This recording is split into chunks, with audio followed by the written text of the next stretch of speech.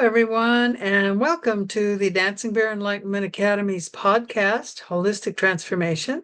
I'm your host, Dr. Beverly, and today we have a very special guest, Dr. Christine Breese, and she's been on here many times, so you know her. She is the founder of, okay, I always say it wrong, Surya Grata. How do you say it? Gaia Sagrada Gaia Retreat Sagrada, I'm Center in sorry. Ecuador. In Ecuador, and the founder of the University of Metaphysical Sciences. And in the show notes, I'll put some links for you to connect to her. So we thought we'd just have a conversation, which is kind of what we do on our podcast. So what do you think we should talk about today, Christine? Oh gosh. Uh, I don't know. I didn't know you were going to ask me what we should talk about. Let's see. I don't know. Uh, let's talk about bringing heaven frequencies into the earth, or Oh, that's uh, good. Being how it Christ can drop conscious? all of our. Yeah. Wanna? Yeah. Yeah, I have a friend that says, I am God. And I says, no, you're not God. You have the spark of God. We are part and parcel of the whole. But you shouldn't think that you are God, but we will have God-like powers once we all wake up and we start manifesting this world. So Well, one of, huh? can I add something to that? Yeah. What? Maybe, maybe we could think of it more as maybe the human personality isn't God, but the soul is source. Uh, I don't know. Maybe let's take that deeper, just to maybe see if maybe there's more to it than just I am God as a human. That the human is not the God. The human is the personality expression of this source self, and it's just an experiment for 80 years. That's just two blinks of an eye in the face of eternity. But what's inside is God. I mean, don't you think? Well, it's kind of like I look at it as if you have the ocean, every Mhm. piece of water in the ocean is part of the ocean. But when you take that piece out away from the ocean, like you get a thimble and you take it out, it's no longer the ocean. But when you pour Right. it back in, it becomes part of the ocean again. Um, so as long as we're separated in a human body, we're not the God. But when we But, return, we're part of the whole. but what if the ocean is in us? We are the drop that's in the ocean, that's this consciousness of God. For instance, like, okay, the drop of water has an individual sense of individuality. It's a drop, or we'll call it a molecule of water. And but as it's in the ocean, it's still an individual, but it's also the whole self as well. So, do we ever really go back to source, or is source always here and the ocean is still all around us and we never left it? I don't know, I'm Well, just playing devil's advocate we have here. a holographic universe where one Yeah. drop has everything of the whole, but it's when it is part of the whole, it's more whole. That's why it's called the all in the all. So each Hmm. individual is the all, but it's in the all, as if the all is even bigger because it's made up of all the other alls, if that makes any sense. Yes, it does. All the other alls. Because each of us is an all. Right.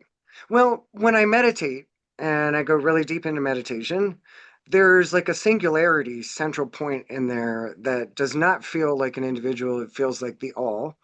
And it feels like a place where, oh, this is God's self. This is the sense of what the singularity, the center of God feels like.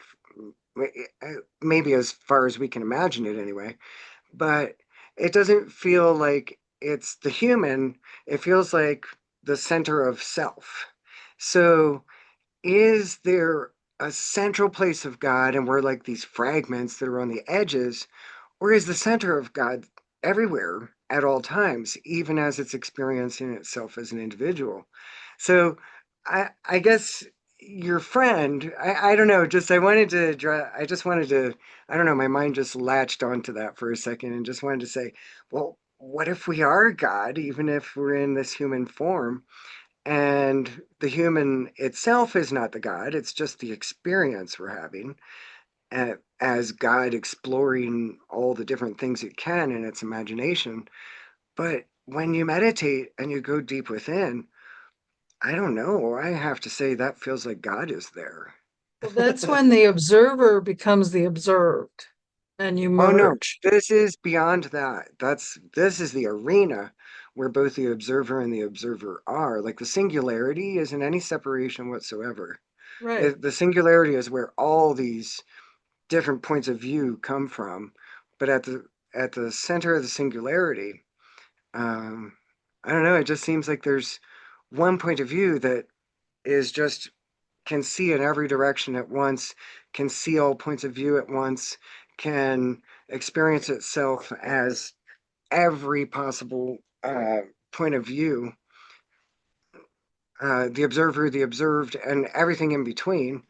Um, I don't know. I don't know if I can explain it that well, but I don't know. Just your friend saying it might not be that the human personality is God, but what's inside of us that's having the human experience. Uh, Maybe that's after all God, right there Yeah, but that's within the not our consciousness. personality. That's not our ego. That's not who we are in this reality. Mhm. That's Right. why I say we're not God. We have the spark of God within us. We have the potentiality to become gods. Because you were saying earlier when we recorded earlier that we were destined to become, builders of the universe. And I believe one of the steps we go to after this is to actually become a star in a solar system, and we start creating at that level before we become a galaxy. There's different levels of where we can evolve to. Um, and I Oh, was I going to love say that something image. else, Love that but I idea. forgot. Yeah. Oh, you Well, were saying something else about your friend. Um, he says that he's God, and then you said, but. yeah. I don't remember. It'll come to me. Sometimes when I move too far away, I can't get back to the old thought. Yeah, sorry I took it in that direction. I know you were That's all about to say right. something else, but I was like, Doesn't what? matter. God, sort of like a puppy dog with the ears go, huh? Did you say we're coming to the beach? Well, I know that when we're on the other side, um, we keep our personality. That goes with us. And so But we what have a about soul if we have personality. all these, what if we have all these personalities from all these lifetimes, though? We carry it with us. So that's why I tell my students, if there's something about your personality you don't like, fix it now because you can't fix it on the other side. That's one Oh, of the things gosh. we do when we're here is we fix our personality, we fix our shortcomings, that's part of our lessons on this side. And Oh, when you dear. die, your personality goes with you. I don't know if I Um, want to be with my personality for eternity. I'm like, oh no. Well, Yes. it's our personality. That's why when we I'm not reincarnate, sweet enough. our face is the same. You can see yourself. So if you think you were somebody in a past life, go find a picture of them and see if you look Mm, like. Because there's somebody I thought, wow, I think I was this person. And I went, oh, I don't look like anything like her. But I probably knew her in that life. And that's mhm. why I thought I was her. And that happens to a lot of people. They think they were someone Wow. famous. They knew them in that life or interacted in some way, but that's why your face doesn't change. I could Because see your how that works. face is a reflection of your personality. But what So if you're born to certain family lines and you have that look? What if you're in I've different been cultures? black, I've been Chinese. I still recognize my face in those lifetimes. It was one of the things that I noticed Interesting. because I started remembering back in the 90s and I said, I see my face is the same. Well, now people, especially in India, these kids that remember who they are and they'll tell you their name and they'll look it up and they look alike. So now people know, oh, you look the same. And that's because our face is a reflect. I teach people how to read faces for healthcare. And so there's certain aspects on your face that are a reflection of your personality. And I think that's why That's sometimes people will look fascinating. at you and they immediately like you or dislike you because it's a face that they remember or associate with someone they like or dislike. But your face, it's like your fingerprints are unique. This is like your DNA right there on your fingerprints. That's Mhm. why you're different. And so is your face. And I actually have a book. It's called Wisdom of Your Face by Jean Hanner. Hammer? Hanner, Haner. And but in Chinese medicine, we learn to look at healthcare on the face. And in her book, she goes through how many lines do you have in your forehead, what's going on. And like I have this little thing here that grew. Well, she says if you have certain things growing at a certain time on your face, this is how old you were. So she can say, Oh, okay, when you wow. were this age, something happened here. Well, if there's nothing there, then when you were that age, there was no trauma. But any trauma that you have will represent a freckle or a mole, or I don't know what this is. It's like a little freckle. You'll get these things on your face. And like I suddenly developed something over here, and you get it at a certain age. And I looked it up, and sure enough, that's when I went through a trauma, and this little thing over here Mhm. grew. So, yeah, everything about us is reflected on our face. That's why our face is so important. Our face and our hands also, the palm and what lines you have if you do palm Mhm. reading. And there's even a book, Palm Reading with Acupuncture. It's interesting. Uh, And palm reading Acupuncture. with Wow. yeah. So, yeah, all of who we are in this body is part of our soul. So we It's become interesting. differentiated. Now, I learned some of this in a mystery school, actually. It was my first mystery school. They talked about that. Then the third one. So I've learned this in more than one school that we take this, we are becoming differentiated from source so that we can merge back with source and stay differentiated. So losing your soul is when you can no longer go back to source, and you can lose your soul. How Um, would you lose your soul? How could you lose your soul? uh, I mean, you I'd be curious to hear what you you can give say it to about that. Satan. You can become so dark that you can't go back. You don't think there's any possibility of I, re-education or redemption I or think eventually, but finally a when you have so much returns to karma source? that has to be rejuvenated and fixed, there are people that will stay on the dark side for a very long time. But don't you think they ever come back? Because if it's all pieces of source, would you think that source would never Where do give up on? people go that have no soul? There are people that have no soul. I started seeing them in 2015, and I now I know call other those people who non-player see them. characters. Yeah, they're non-player characters, right? They're part of the Matrix background. Let's see.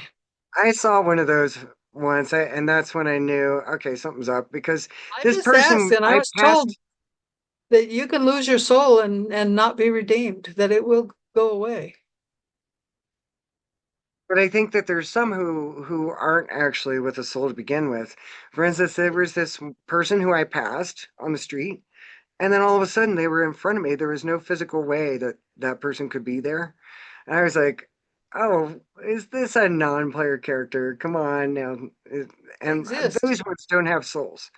But I don't know if I don't know if I don't want to believe that a soul can't be redeemed. I don't know for sure, but I would think that source, if it loves itself, no matter how bad a child gets, no matter how bad a piece of self gets, that it would probably try to rehabilitate that part of itself at some point, no matter how dark it goes. Because, I mean, we've all gone pretty dark in our past lives. I mean, I remember being dark, Oh yeah, me and too. I don't think we can be this aware if we haven't been dark, because we're benevolent with power because we've misused it and learned how not to use it because we don't But like the sometimes effects. we sign agreements that have to be undone before we can then ascend. So we're stuck Right. not ascending. So we never we're not able to reunite with source until we unravel some of what we've done and agreed to. But what if it's not about reuniting with source? Because if source is in all of us, then is there really a reuniting with source rather than just dropping an experience and source is right there? Well, I don't know. That's what I was taught in one of the mystery schools, that we Uh-huh. eventually reunite. And then when our particular skills are needed again, Source will ask us to incarnate. Right. That's I so, agree. you know, who knows? We'll find out one day. Well, I guess I want to offer something I experienced in a very deep meditation was where I found that there were dimensions where there's entropy and where a soul has become so wilted or drained or because a soul cannot die. It's a piece of source and it cannot die, but sometimes it wears itself out so much. Maybe it's experienced so much darkness and lacks self-love, and it's stuck in loops that it hasn't been able to get out of, and it goes to this place where there's souls that have just stopped moving and stopped trying. But what I saw was that source never gives up on a soul, that it actually eventually sends this soft breeze of life force to these entropied souls always, and that whenever they're ready to stir again, and that sooner or later they will come back to life, they will come back to animation, they will come back to trying again. And they may have to go to, what I saw is that some of them go back a few grades, shall we say, of development, so to speak, and they redo the classes, sort of, so that they can try to learn better the second time they go through it, or the third time, or maybe even more. I remember an entropied period in my journey, where I guess that's why this meditation came up, because I had this dream where I was totally lifeless and entropied, and I'd given up on being a soul on a journey in the eternal imagination of God that this is, on a journey of self-discovery, trying to find out who it is. And we're all pieces of that God self, uh, with this what if question. What if my name was? What if my experiences are? My culture is? My skills and weaknesses are? What if? And each of us are an answer to that what if question. Well, I ended up in a point where the what if question led me to finally having this entropied state where there was no growth, there was no movement anymore. I'd given up on actually growing, and because I had done so many things that were off, I guess. I mean, I don't know how I got there, but I can only imagine that I might have been one of those souls who had made some mistakes and gave up and lost hope. And there was this, like, this gentle space always being held for these entropied souls, and sooner or later they would eventually, each one, the ember comes get the heat comes back into the coal, so to speak. And then I started journeying again eventually, after having rested in this entropied state. So I guess I just want to offer another perspective that possibly we never can really lose the soul, that the soul is never really given up on and left in darkness forever, but it could be a long time. And that's part of the soul's growth, I think, too. I don't know. I just wanted to offer that. Because if it's all source, if it's all pieces of source, I would think that God self, source, would try to always bring each part of itself into fullness and wholeness Or it can and reabsorb it and never use it again, never use that part again. recycle it, perhaps, because it was like a non-functional. piece. I guess we could miscreate things. That's When another I angle. see high-level beings, though, I see them as balls of colored conscious light. Hmm. So at some point, I think we differentiate, we stay connected full time to source, but we keep our individuation, whether we incarnate as a human or not. And Mm, I think that that's what you can lose, the ability to be that way.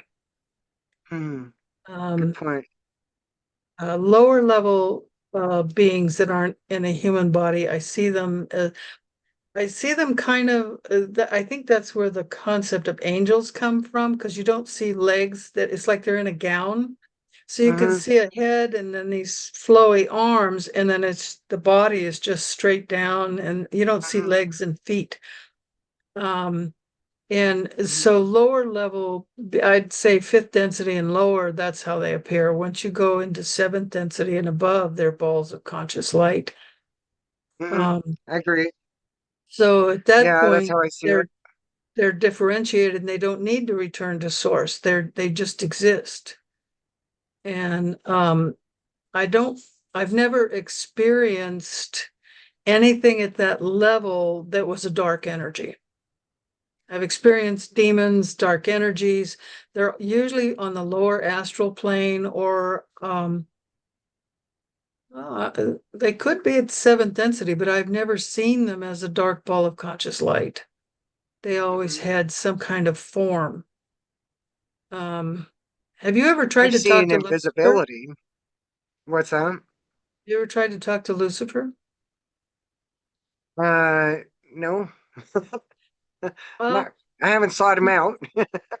well, in the Bible, Maybe he's I only will now that mentioned you once, suggest it. and I thought maybe he got a bad rap because the Bible has some crap in it and has some good stuff. Hmm. So I thought, some people say, Lucifer and Satan, one of them is Enki and the other is Enlil. So I thought, well, um, Enki is the one who saved humanity, and Enlil is the one that Order killed. And I thought, okay, Enki's probably Lucifer, and Satan's probably Enlil. So I thought, well, I'll ask him, and I'll say, I could probably follow you, and not so and so. I don't remember exactly what I said. And the bone chilling laugh that came back scared the ever loving you know what out of me. I'd never heard anything so evil. And I went, oh, you're not a good guy after all. And, oh my God. Yeah. So there is Did that you really did dark you have a malevolent. conversation?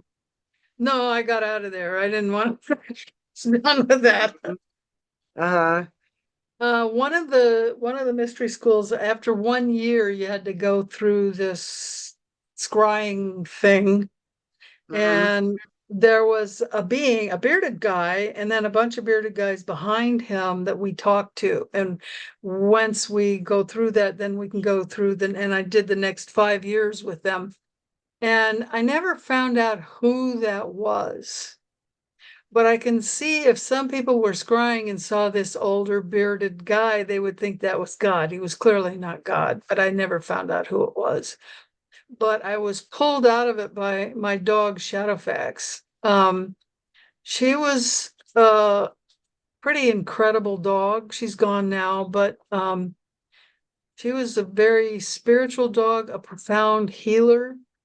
I'd have people come over, and she would lay on their feet, and I had one woman, because I used to do meditations in my house, and she called me Doggy later. She says, Darshan. yeah, she says, I'm scared to death of dogs. I said, why didn't you say something? I would put the dogs away. And she said, no, your dog laid on my foot, and I had terrible knee pain for years, and now it's gone. So that was Wow, this that's dog. beautiful.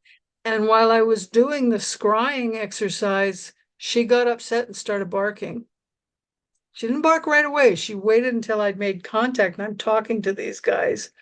Uh-huh. And then she's the reason I quit medical school. I was in naturopathic medical school, and I was studying to go into clinic. I'd done 3 years. I had a little bit more to go.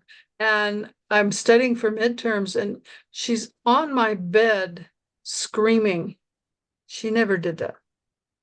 Uh-huh. And all of a sudden, my face was full of ticks. My eyes were, and I went, "What's going on? What's going on?" And I went in there, and she was crazy. And so I went, "You know what? I'm not supposed to be doing this." And that's when I emailed my class and I said, "I'm coming in to say goodbye and I'm going to quit." And I went in and I Wow. quit. But that was my dog Shadowfax.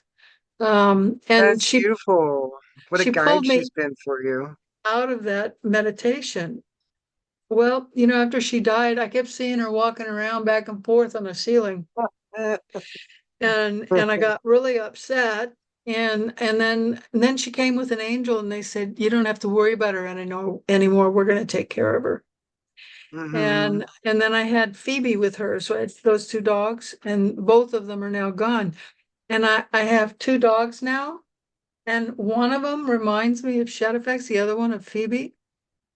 And I catch myself calling them Shadowfax and Phoebe every now and then. Of So course, they may have come back to me in another dog form. But could be. yeah, yeah. So and Phoebe was very visual. So Mhm. one day I'm working on the computer and there's a greenie hanging in the air. I'm going like this. And then I feel What do you someone mean looking by, at me, what do you and mean I a look greenie? down. It's a type of dog treat. They're called greenies. Oh, They're okay. they're green and the dogs chew on them. I'm So like, she what is it, was a fairy? projecting that image at me, and I was seeing it, and I went, "Oh, it's you. You want a Ah, greenie? Oh yeah, I want a greenie." she That sent was you telepathic She's very image. telepathic. Yeah. Hmm. Yeah. Whereas Shadowfax and the dog that I had in California were more mental telepathic. Mhm. I would just feel and know what they wanted, whereas Phoebe was visual. I would actually Uh-huh. see what she wanted. And Nice. Chandler is my current Shadowfax. Chandler is telepathic. He'll look me in the eyes and I'll know exactly what he wants. Uh-huh. That's their ability. They can telepathically communicate. Yep. Yep. I've heard lots of animals' communications, especially about food.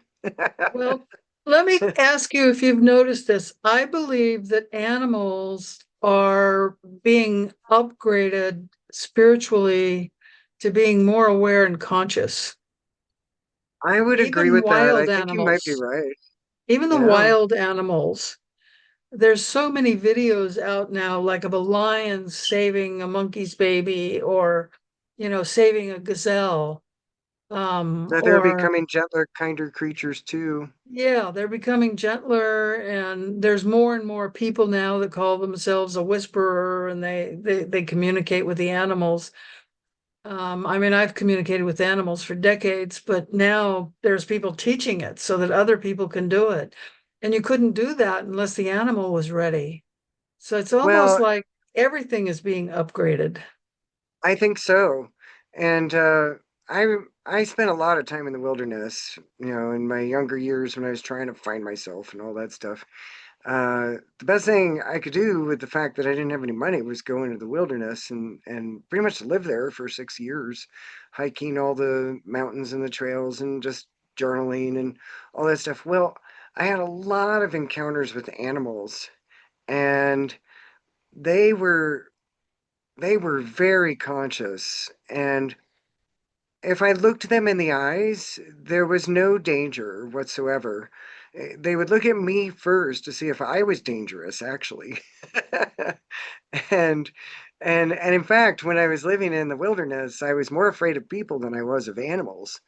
But I would look at a bear, I would look at a cougar, I would look at, whatever animal, even a snake.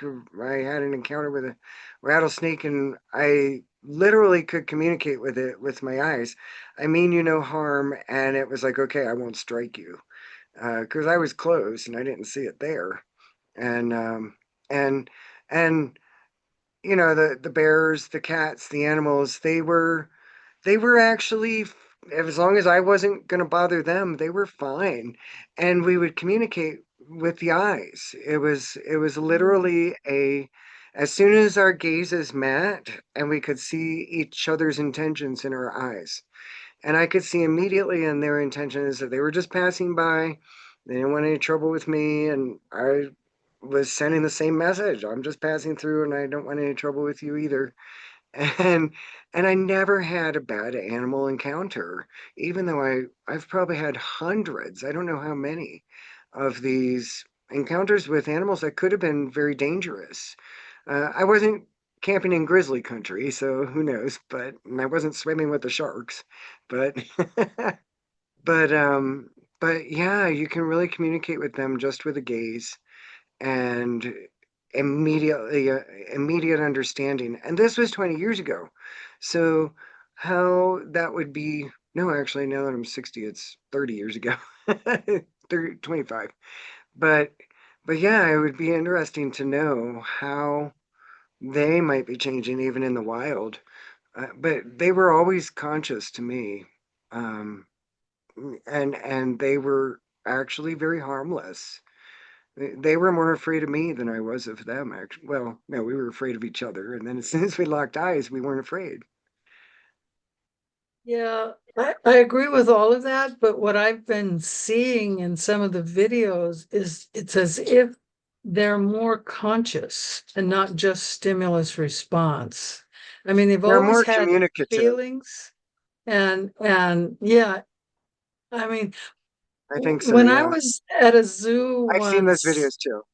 I met a macaque. I think it was a macaque. It was a kind of monkey with a big red and white mandible, whatever that animal was. And I noticed that Yeah, there I don't was know an which one that is. alpha male. And I thought, wow, what an interesting animal. Well, the rest of the animals didn't notice me, but he did. And in that zoo, the humans were up high and behind glass. So I'm up high looking down. He runs over and sits in front of me with his back to me. And I thought, wow, that's interesting. You came over here, and he turned around and looks up at me and we started talking. So we were Wow. having this conversation. He wanted to know why he was there and could I get him out and that kind of stuff. And I said, no, I can't. And so then he went back to watching his troop. But the rest of the animals didn't do that. It was just him. Mm-hmm. Um, but I think today all of the He was animals like, are there's a seeing that. conscious lady. She could break me out. Yeah, I don't know what it was. It was the first time I had that kind of encounter. I think it was in Uh, the late 80s, early 90s that this happened. nice. It was one of the first times, and I didn't know what it meant. I didn't know about shape-shifting and all that kind of stuff. And that's when I Mm-hmm. discovered Dan Millman and studied with him and found out, oh, you Mm-hmm. just shapeshift and they think you're one of them. They don't know you're not. Mm-hmm. Mm-hmm. So, Interesting. yeah. Um, I think everything is changing. The plants have always been able to communicate, but the plants that I have are now more communicative than before. They're not just Yeah. saying I need water, but they're, I The don't know. template's upgrading. I think everything is being upgraded. I can't explain it, Heaven but frequencies are coming, and heaven is coming to earth, and heaven is very, the home frequencies are very conscious, and everything that exists is conscious yeah. in a super aware reality. And so I think that that includes the plants, the animals, the rocks, the water, the empty space. Everything becomes extremely conscious when the home frequencies come here. I Because remember what I on wanted the to other, tell you. oh, There's okay. a movie, Guardians of the Galaxy, Oh, I love and that one. I don't know which one, but it was one of them. Whoever the main character is, what's his name? Do you remember? Let me No, I see. don't. Um, I'm not very good with names. Let me just look real fast. Guardians of the Galaxy, Guardians of the Galaxy, Chris Pratt. Okay, 2023. Maybe it was that one, volume 3. Maybe I Um, didn't see them all. what's his character's name? I think I've Star-Lord. seen a Yeah, couple. he was Star-Lord. So, he plays Peter Quill. I didn't know that. Anyway, he plays Star-Lord, and he finds his father, and his father is a quote god, and his father was creating this world, and he had the power to destroy other worlds, but he wasn't source. He was just a god. And so they ended up destroying him in order to save the other worlds that he was trying to destroy. And Why did that's he want what, to destroy it? because he could. You have to watch the movie. I don't know. Um, yeah, I don't remember that, so I must not have seen that one. yeah, it's the third one in the series. And so it reminded me of how we can become individuated and not go back to source Mm-hmm. until you do things that are so heinous, you get reabsorbed and you go away. And that's I what happened to I would him. love to know someday if that's how it works. I don't know if we can know while we're here I in think human form. sometimes these movies tell us. Mm-hmm. Yeah, I agree with There that. was there was another movie. Oh, it was the ones with Thor. Remember there was the guy that wanted the glove with all of the stones on it, Right? and he got to the point where he could destroy the whole world, Uh-huh. and he destroyed the glove instead because he ended up so alone. Well, I don't know if I saw that either. Gosh, I gotta catch up on the movies. I've been living in Ecuador, so I've not been going to the theaters I don't because go to everything's in theaters Spanish. either. I my daughter and her husband tell me about these things. Um, Ah, they keep up with all that. I haven't been to a movie theater in, I don't know, 6 years maybe. I miss movie theaters. They're like the modern day shamanic art of storytelling and parables and Yeah, but most teaching of them you have to through book a stories. reservation now for your seat. It's like a Seriously? theater. Yeah, it's No it's not way. like it. Yeah, it's terrible. You don't Yeah. just go and pay your $5 and buy your No. popcorn? Well, well, I don't know What's how a it is movie where I live. cost now in the States? I have no idea. Like I said, I Okay. haven't been in years. Yeah. When they converted the theaters near where I live to reservation only, and you had to book ahead of time, I says, okay, I'm done with movies. Interesting. Wow. Yeah, I yeah, didn't know that happened. yeah, And you're in Arizona, so yeah. the theaters are in Sedona. I think there is a theater in Sedona. I've never been there. I don't know how it is. Where Um, where where did you used to go to see movies? Phoenix? that's when I Or lived in Chandler. So there was a fashion plaza or something in where's Chandler, and Chandler? Where's Chandler? Chandler, In Arizona? it's southeast of Phoenix.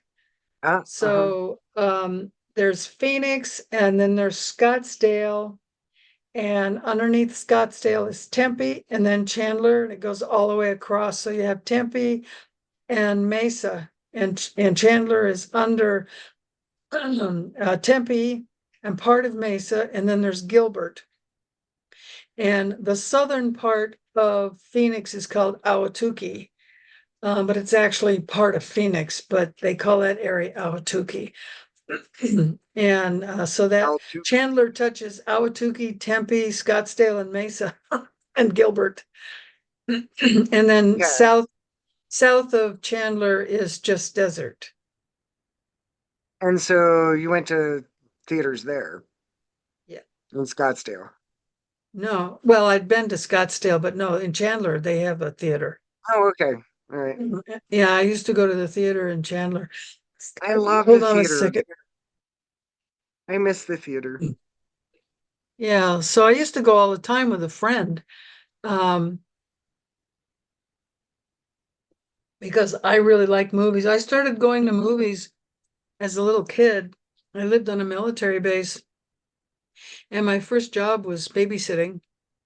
I was like 10 or 12, but you can't get hurt if you're on a military base, right? So they thought I was molested on a military base. But anyway, Right.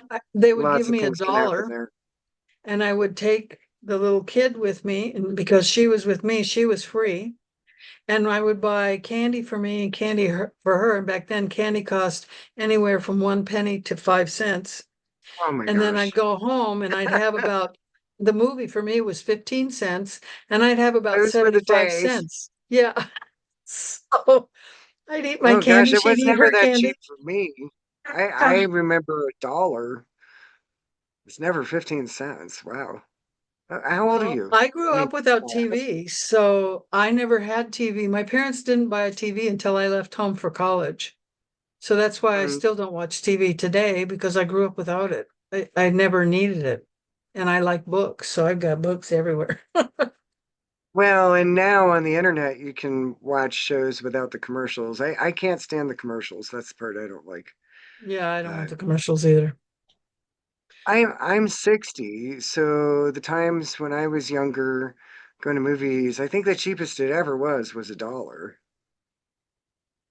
Well, this was So on a you must military be, base though. oh, okay. All right. Yeah.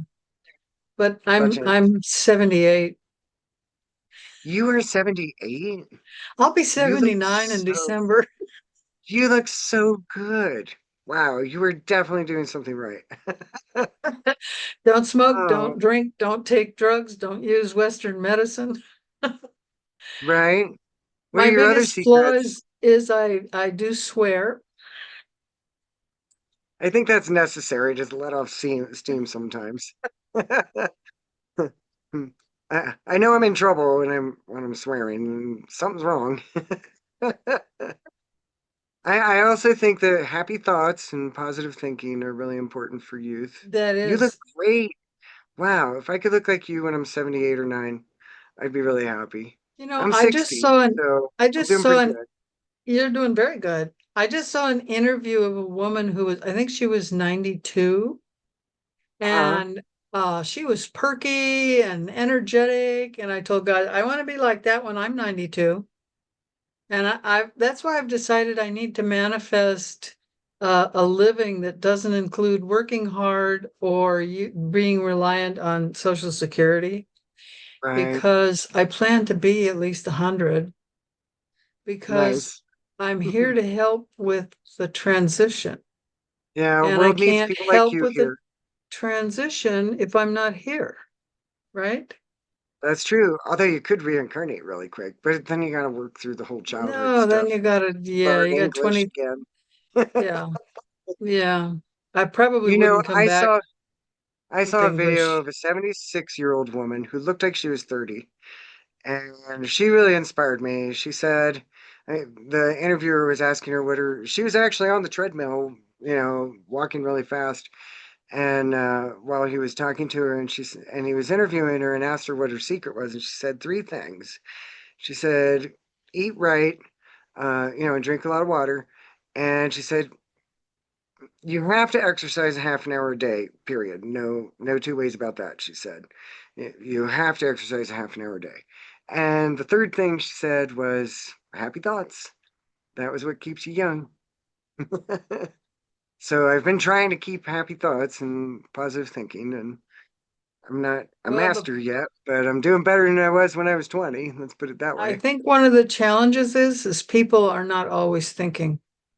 They've got all this stuff going on in their mind in the Right, background, and they're not actually engaging their brain. right. And They're not it's actually really observing what's going on in the moment. right. So you have to know what's going on in your brain, and that takes focus. You have to pay attention to your thoughts. And is that your thought? Not all thoughts are your own. And where did that thought come from?